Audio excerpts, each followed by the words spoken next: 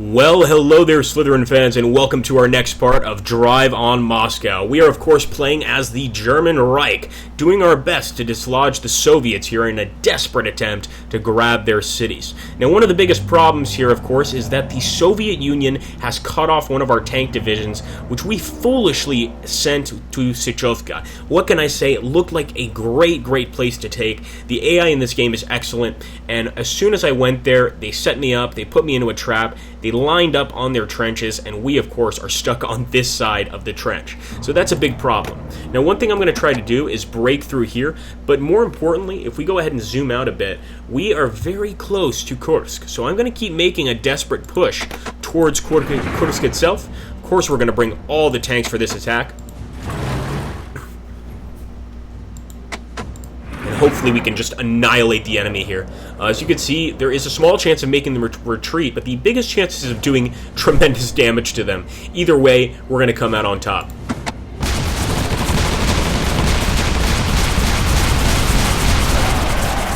Beautiful. They not only didn't retreat, they were completely destroyed, guys.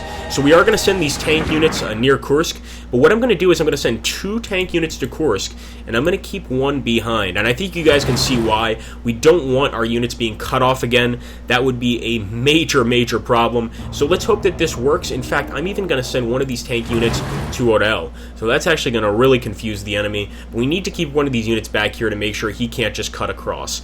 Then again, this is an infantry unit. And what do we know about infantry units, guys? We know that they can only move 1 area per turn. So in this case, I feel pretty confident to go ahead and send this unit to assist my friend in Kursk, and hopefully we can get these armored cars up to that area just in case the enemy attacks. Let's commit to that and hope it was the right decision.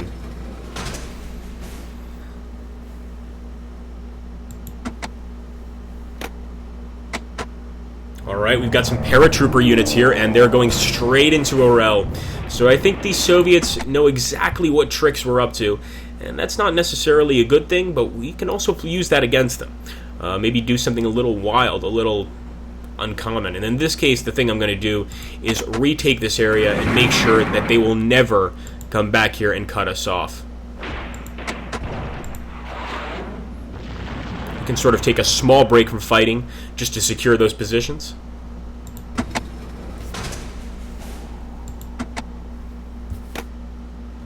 Now the reinforcements from Moscow are coming out, and I want you guys to take a look over here. This is very important.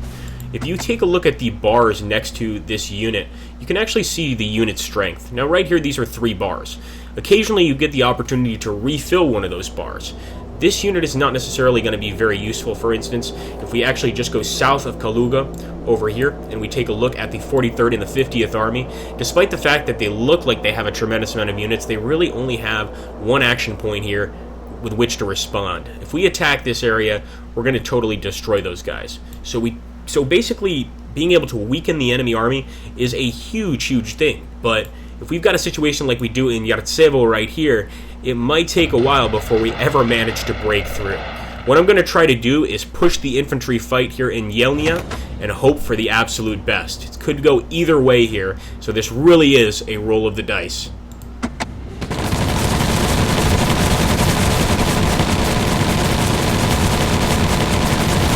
Ooh. That was a rough one, guys. We absolutely took more damage than the enemy units. The good news is we have 1 more unit than the enemy, so hopefully that will level out at the end. So here we go. They're already trying to cut us off, and they could possibly make us retreat here. We got lucky, guys. They didn't manage to make us retreat, but still not a good position for our army whatsoever.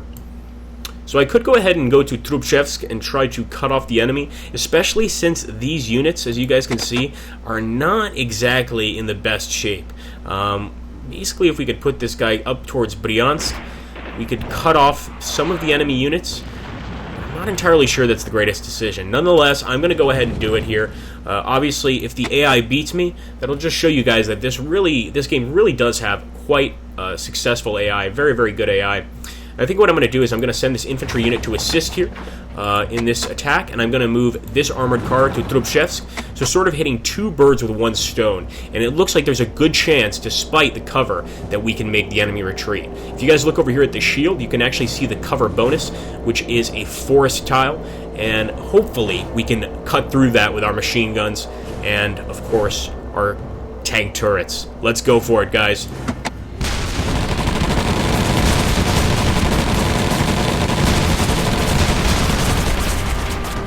Well, I must say we did some damage, but the enemy was very, very deep in their trenches, and they managed to survive. I guess they were hiding amongst these trees, and we didn't manage to hit many of them.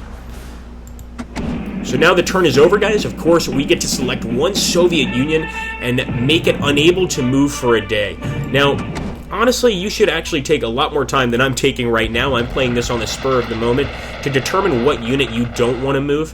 One of the things, for instance, if I had a unit near Kaluga, I would select this unit in Mozhaisk because there's no way he could send the unit to defend Kaluga. That's one option. But also if I'm looking at these areas over here where I think that perhaps the enemy could try to cut me off or rout me or something like this.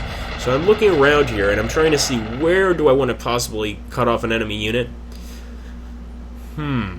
And I think I'm going to make it Spashtaminsk, because this unit has actually got full strength, and if they send it here to reinforce any of their armies, we're going to be in a little bit of trouble. We're also going to go ahead and bring replacements to one of our tank units, and that's awesome, being able to bring replacements to a tank unit. And I think the one I'm going to bring replacements to is actually this one south of Bryansk. So we're going to go ahead and do that, commit to that decision, and here we go.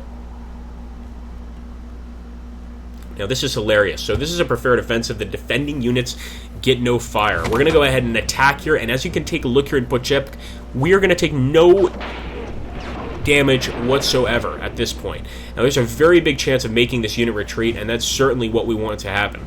So let's see if we can make it happen. Attack!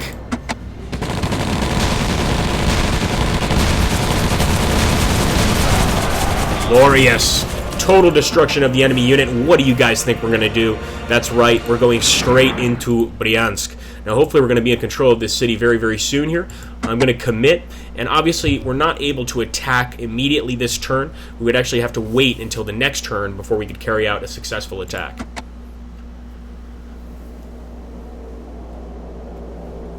Alright, okay. So what I might do is go ahead and charge right through to Bryansk.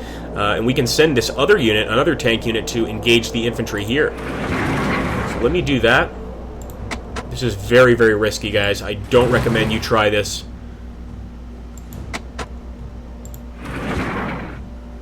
This would be a massive, massive victory if it succeeded. We're attacking 3 units at once, just to show you guys that that's possible. And obviously, if we win here, we not only have gotten a very successful victory, we cut off a large percentage of the enemy army. Let's go!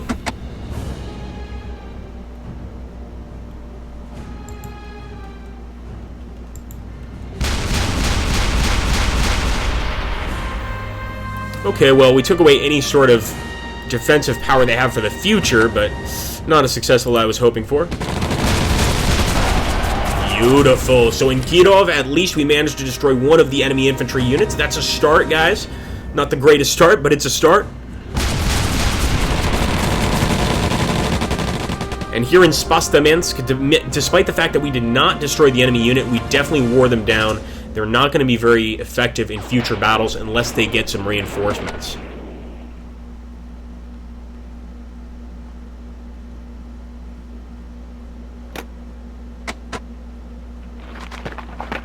Alright, more units headed towards Mozhaisk. I'm amazed they haven't gone to Kaluga yet. That's where I would be, but that's alright. It's going to make our job just a little bit easier. So I'm going to try to send an infantry unit into Bryansk to see if we can't take this area this turn, guys. I don't think these armored cars are good enough to really do any damage to the enemy unit, so I'd be much more comfortable sending in our infantry. Let's go ahead and see how it goes. Best of luck to victory in Bryansk.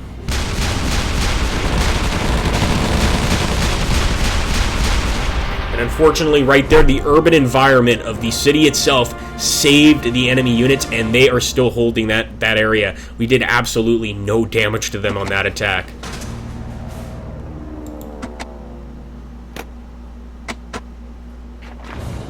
So the enemy's going to attempt an attack on us.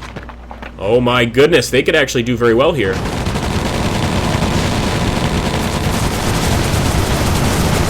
Beautiful defense, boys. So we actually managed to do a very good defense there in Lomonosovo. I'm sure I'm butchering the name horribly. And I think if we keep this up, there's a good chance we could sneak right into Vyazma, maybe even sneak into Kaluga in the next few turns. I think the enemy actually did a major mistake, and they took a major risk attacking us here, and if we could get past them, once again, we could cut off a very large portion of their army. Anyway, guys, I hope you're enjoying these videos. If you are, make sure to hit that like button, take a look at Drive on Moscow, and make sure to leave some comments down below, share this video if you can, and as always, shop Slytherin. Take care, guys.